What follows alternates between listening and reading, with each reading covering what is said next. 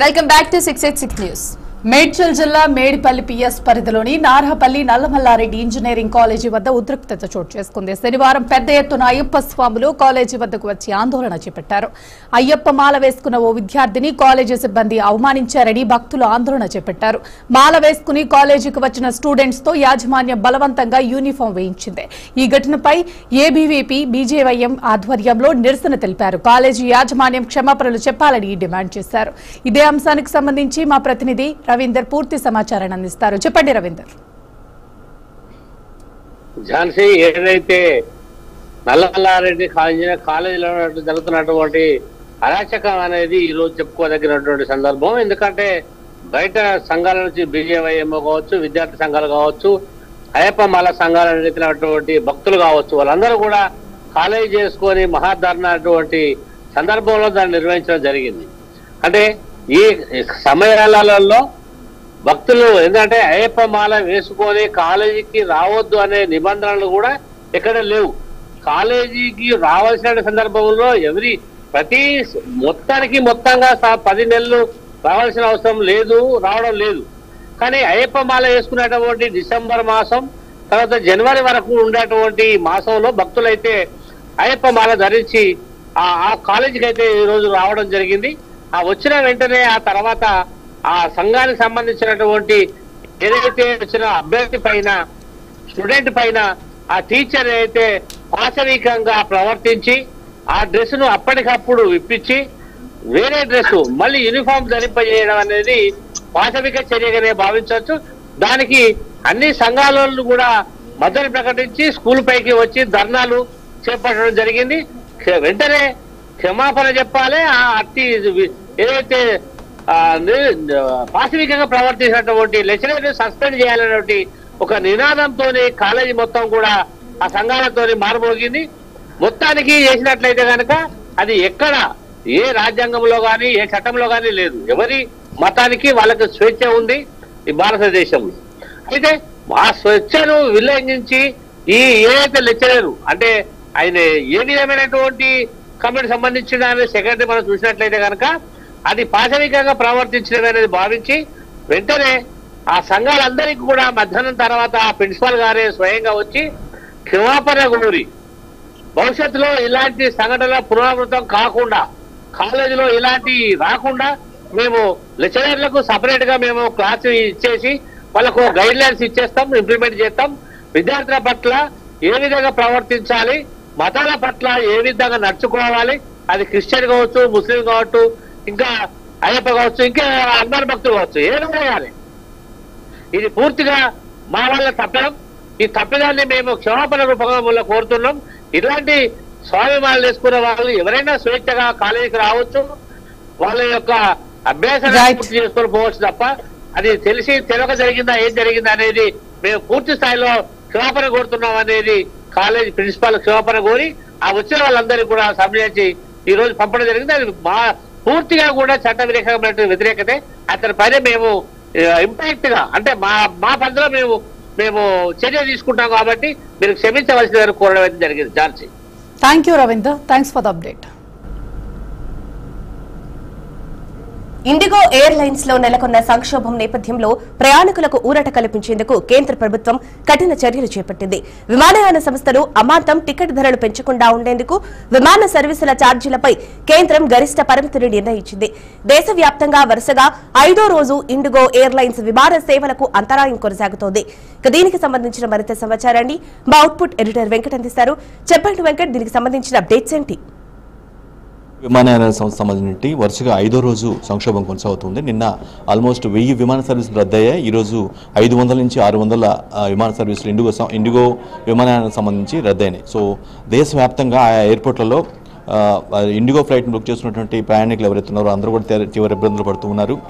ముఖ్యంగా ఢిల్లీ, బొంబాయి, కలకత్తా, అదేవిధంగా హైదరాబాద్, బెంగళూరు వీటికి ఎక్కువగా ఇండిగో ద్వారా ఫ్లోటింగ్ ఎక్కువ ఉంటుంది. సో అక్కడ ఎయిర్పోర్ట్లలో చాలా ఇబ్బందులు పడుతున్న పరిస్థితి కనిపిస్తుంది. ఇప్పటికీ స్టిల్ ఇండిగో యాజమాన్యం కేవలం ఒక సారీ చెప్పి ఊరుకుని తప్పించి ఇప్పుడు కూడా స్పష్టమైన ప్రకటన అయితే ఇవ్వలేదు. దీనికి సంబంధించి ఇప్పటికే కేంద్ర ప్రభుత్వం చాలా సీరియస్ వార్నింగ్ కూడా ఇవ్వడం జరిగింది. ఇండిగో యాజమాన్యానికి చాలా క్లియర్ కట్గా 2 అంశాలను అయితే స్పష్టం చేయడం జరిగింది. ఆదివారం రాత్రి 8 గంటల లోపల అంటే 48 గంటల లోపల మొత్తం ప్యాసింజర్ డబ్బు పెట్టి కొన్నటువంటి టికెట్ల తాలూకా మొత్తం నగదు మొత్తాన్ని కూడా రిఫండ్ చేయాల్సిన అవసరం ఉంది. అట్ ది సేమ్ టైం వాళ్ళ లగేజ్ ఏదైతే ఉందో ఆ లగేజ్ మొత్తం కూడా 48 అవర్స్లో వాడి వరకు చేరాల్సిన అవసరం ఉందని చెప్పి చాలా ఆదేశం ఇవ్వడం జరిగింది. లేదంటే కఠిన చర్యలు తప్పని కూడా హెచ్చరించారు. అదేవిధంగా ఇండిగో ఫ్లైట్స్ పెద్ద ఎత్తున క్యాన్సిల్ అయిన నేపథ్యంలో ఆ ఇతర విమానయాన సంస్థలు ఏవైతే ఉన్నాయో అవి ఇతర ఎయిర్లైన్స్ ఏవైతే ఉన్నాయో అవి టికెట్ రేట్లు బాగా పెంచిన నేపథ్యంలో కూడా దానిపైన కూడా ఒక మానిటర్ సిస్టమ్ ఒక రివ్యూ మీటింగ్ పెట్టుకొని ఏదైతే గరిష్టంగా పెంచుతున్నారో టికెట్లు పెంచిన దాఖలాలు ఏవైతున్నాయో వాటిని కండెమ్ చేస్తూ ఎట్టి పరిస్థితుల్లో తాము ఏదైతే పెంచిన రేట్లను తగ్గించి క్రమబద్ధీకరించి ఒక లిస్ట్ అవుట్ కేంద్ర ప్రభుత్వం రిలీజ్ చేయడం జరిగింది. అంటే పౌర విమానయాన శాఖ రిలీజ్ చేయడం జరిగింది. వాటిని మాత్రమే ఫాలో అవ్వాలి. వాటిని ఫాలో అవ్వకుండా అదే వారు ఎంచుకున్నటువంటి ఎక్కువ గరిష్టంగా అమ్మినట్లయితే టికెట్లు చర్యలు తప్పవని కూడా హెచ్చరించడం జరిగింది. మరోవైపు అంటే వారు ఎవరైతే అక్కడైతే ఇరుక్కుపోయారు విమానాశ్రయాల్లో ఎవరైతే ఇరుక్కుపోయినారో ప్యాసింజర్లు మొత్తం కూడా వారందరినీ కూడా తరలించేందుకు రైల్వే శాఖ కూడా చొరవ తీసుకుంది. కొన్ని ప్రత్యేక రైలు నడిపేందుకు కూడా సిద్ధమవుతుంది. అదేవిధంగా కొన్ని రాష్ట్ర ప్రభుత్వాలు ఆర్టీసీ బస్సుల ద్వారా ఆ ప్యాసింజర్స్ ఆయా రాష్ట్రాలకు చెందినటువంటి ప్యాసింజర్స్ని త్రూ బస్సుల ద్వారా పంపించే ప్రయత్నం కూడా చేస్తుంది. అంటే విత్ ఇండిగో యాజమాన్యం యొక్క అంటే వారి సహకారంతోనే ఖచ్చితంగా ఆ బాధ్యత మొత్తం కూడా వాళ్ళే తీసుకోవాలి. వాళ్ళకి సహకారంగా వీళ్ళు కొన్ని ప్రత్యామ్నాయ ఏర్పాట్లు చేస్తున్నారని కూడా మనం బాధ్యత అవసరం ఉంటుంది. ఏదైతే డీజీసీఏ ఏదైతే director general of civil aviation ఏదైతే ఒక FDTL అంటే ఫ్లైట్ డ్యూటీ టైం లిమిటేషన్ అనేది ఒక నిబంధన తీసుకొచ్చిందో ఆ నిబంధనని ఇంబైబ్ చేయలేక దాన్ని ఉపయోగంలో అంటే దాన్ని యూసేజ్లో పెట్టలేక ఇండిగో వైఫల్యం చెందింది. ఈ నేపథ్యంలోనే ఇదంతా కూడా ఈ రంబుల్నెస్ మొత్తం కూడా జరిగింది. మొత్తం గందరగోళ పరిస్థితుల కారణం కేవలం ఇండిగో ఫ్లైట్ యాజమాన్యం యొక్క నిర్లక్ష్యం అనేది చాలా స్పష్టంగా అర్థమవుతుంది. ఈ విషయాన్ని ఈవెన్ ఇండిగో సంస్థ పనిచేస్తున్న ఫ్లైట్ ఎవరైతే పైలట్లు ఉన్నారో వాళ్ళు కూడా ఒప్పుకోవడం జరిగింది. తాము ఫ్రైడే రోజు అంటే ఈరోజు నిన్న మేము తాము సిద్ధంగా ఉన్నాము కానీ వాళ్ళు రిస్టోర్ వాళ్ళ విధుల్ని రిస్టోర్ చేయలేదని ఈవెన్ స్వయంగా ఇండిగో పైలట్లు ఎవరైతే పనిచేస్తున్నారో ఆ సంస్థకు వాళ్ళే డిక్లేర్ చేయడం జరిగింది. అంటే వాళ్ళే క్యాన్సిలేషన్స్ మొత్తం కూడా యాజమాన్యం ప్లాన్డ్గానే చేసింది. ఇదంతా కూడా కేవలం పైకి మాత్రమే యాజమాన్యం సాంకేతిక సమస్య ఉంది లేదంటే సిబ్బంది కొరతుందని చెప్తుంది తప్పించి ఇది మొత్తం కూడా ప్లాన్డ్గా చేసింది. కంప్లీట్గా ఇండిగో యాజమాన్యం చేసిన తప్పే. డీజీసీఏ తీసుకొచ్చినటువంటి ఏదైతే నిబంధన ఉందో అంటే ప్రయాణికులకి భద్రత కల్పిస్తూ ప్రయాణికుల యొక్క ప్రాణాలను కాపాడే లక్ష్యంగా డీజీసీఏ ఏదైతే ఫ్లైట్ డ్యూటీ టైం లిమిటేషన్ ఏదైతే నిబంధన తీసుకొచ్చిందో దాన్ని రిస్టోర్ చేయలేక దాన్ని ఇంప్లిమెంట్ చేయలేక చేసినటువంటి పరిస్థితులు తప్పించి ఇది పూర్తిగా కూడా ఆ యొక్క సదరు యాజమాన్యం యొక్క వైఫల్యంగానే చెప్తున్న పరిస్థితి కనిపిస్తుంది. స్వయంగా ఆ ఫ్లైట్ సిబ్బంది అంటే ఆ సంస్థ యొక్క సిబ్బంది కూడా దీన్ని ఒప్పుకుంటున్నారంటే అర్థం చేసుకోవచ్చు ఏ స్థాయిలో ఎఫెక్ట్ ఉందనేది. సో వారి మొత్తం ఎవరైతే ప్యాసింజర్ ఇబ్బంది పడుతున్నారో వారందరినీ కూడా క్షేమంగా చేయాల్సిన అంటే వారికి అన్ని కూడా మిగతాది చేయాల్సిన ఏర్పాట్లు మొత్తం కూడా చేసి రిస్టోర్ చేయాల్సిన అవసరం ఉందని క్లియర్ కట్ గా ఆదేశాలు ఇవ్వడం జరిగింది. Jhansi Rani. Right, thank you Venkat for the update. ఏపీలో కొత్త రకం స్క్రబ్ టైఫస్ వ్యాధి సంచలనం సృష్టిస్తోంది. స్క్రబ్ టైఫస్ లక్షణాలతో 2 మృతి చెందగా మరొకరు చికిత్స పొందుతున్నారు. ఇప్పటికే చిత్తూరు, కాకినాడ, విశాఖ, విజయనగరం జిల్లాలో కేసులు బయటపడ్డాయి. విశాఖలో 2 నెలల్లో 43 పాజిటివ్ కేసులు రికార్డయ్యాయి. దీనికి సంబంధించి విశాఖ KGH వైరాలజీ ల్యాబ్ లో అయితే ప్రైమరీ టెస్టులు కూడా నిర్వహించారు. ఇలాంటి సమయంలోనే పల్నాడు జిల్లాలో స్క్రబ్ టైఫస్ అయితే కలకలం రేపింది. ఈ వైరస్ పై ఆరోగ్య శాఖ అప్రమత్తమైంది. రైట్, ఇక ఇదే అంశానికి సంబంధించి మా బీఆర్కే ప్రతినిధి అశోక్ మరింత సమాచారాన్ని అందిస్తారు. అశోక్, చెప్పండి. Thank you. ప్రస్తుతం ఉమ్మడి తూర్పు గోదావరి జిల్లాలో పూర్తిగా కూడా ప్రజలందరూ కూడా జ్వర పీడిత అయితే మొత్తం పూర్తిగా కూడా బారిన పడుతున్న పరిస్థితి కనబడుతుంది. అది ఇప్పటికే కూడా పూర్తిగా కూడా సీజనల్గా జ్వరాలతో అయితే మొత్తం ప్రజలందరూ కూడా ఎక్కువ శాతం బాధపడుతున్నారు. అయితే ఏదైతే మనకి ఉమ్మడి తూర్పు గోదావరి జిల్లాలో కాకినాడ GGS చూసుకున్నట్లయితే రోజుకి 2000 ఎక్కువ కూడా ఇక్కడ ఓపీలు అయితే మాత్రం చూడడం జరుగుతుంది. ఇందులో ఎక్కువ శాతం కూడా ఈ జ్వరాలతో బాధపడే వారే పరిస్థితి అయితే ఉంది. అయితే దగ్గు, జలుబు, జ్వరం ఈ యొక్క పూర్తి స్థాయిలో ఒళ్ళు నొప్పులంటువంటి విధానాలపై కూడా పూర్తిగా అయితే మొత్తం ప్రజలు అయితే మాత్రం బాధపడుతున్నారు. అదేవిధంగా రాజమహేంద్రవరంలో GGH లో కూడా 1200 రోజుకి 1200 ఓపీ కూడా ఏదైతే కొనసాగుతుందో ఆ ఓపీలో కూడా ప్రస్తుతం అయితే ప్రజలందరూ కూడా జ్వరాలతో అయితే మాత్రం బాధపడుతూ ఉన్నారు. అయితే ఏదేమన్నప్పటికీ కూడా పూర్తి స్థాయిలో ఈ ప్రజలందరూ కూడా ఏదైతే సీజనల్ వ్యాధుల ప్రకారం కూడా పూర్తి స్థాయిలో యొక్క జ్వర బాధతో పూర్తిగా కూడా బాధపడుతున్న క్రమంలో చూసుకున్నట్లయితే ప్రతి ఒక్కరికి వాంతులు, విరోచనాలు, ఒళ్ళు నొప్పులు, గొంతుకు మంట వంటి రకరకాల ఈ యొక్క ఏదైతే సంబంధించిన పూర్తి స్థాయిలో వాటికి సంబంధించిన ఇన్స్ట్రక్షన్ కనబడుతున్నాయో దాన్ని బట్టి ప్రజలందరూ కూడా ఆందోళన చెందుతూ కూడా యొక్క ప్రభుత్వ ఆసుపత్రుల్లో చూపించుకుంటున్నారు. అదే విధంగా కూడా ప్రైవేట్ హాస్పిటల్లో చుట్టూ తిరిగి వారికి పూర్తి స్థాయిలో ఈ ప్రైవేట్ డాక్టర్లు కూడా ఇచ్చే ఏదైతే ట్రీట్మెంట్ ఉందో ట్రీట్మెంట్లు కూడా పూర్తిగా నిరసించిపోతున్నారు.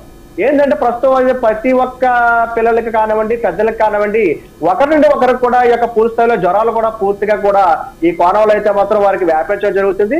అయితే మనం చూసుకున్నట్లయితే ప్రస్తుతం ఈ ఏదైతే ఈ యొక్క ప్రస్తుత సీజన్ బట్టి చూసుకున్నట్లయితే కొత్తగా ఈ సబ్స్క్రైబర్స్ అనేది పూర్తి స్థాయిలో ప్రజలకు కూడా ఎక్కువ ప్రబలించడంతో కాకినాడ ఇప్పటికే DGS లో 140 కేసులు కూడా వచ్చాయని చెప్పేసి మనం ఫస్ట్ టైం కూడా BRK ద్వారా చూపించడం జరిగింది.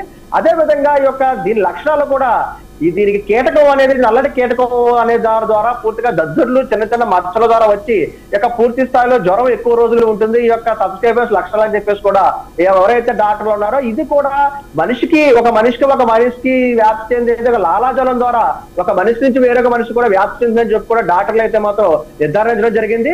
అయితే ఇప్పటికే పూర్తిగా కాకినాడ అర్బన్ ప్రాంతాల్లో ఏదైతే పూర్తిగా కూడా పెద్దాపురం, తుని, ప్రతిపాడు ఏరియాలో ఎవరైతే ఉన్నారో ఎక్కువ శాతం కూడా ప్రజలందరూ కూడా కాకినాడ GGS లో పరీక్షలు చేయించడం జరిగింది.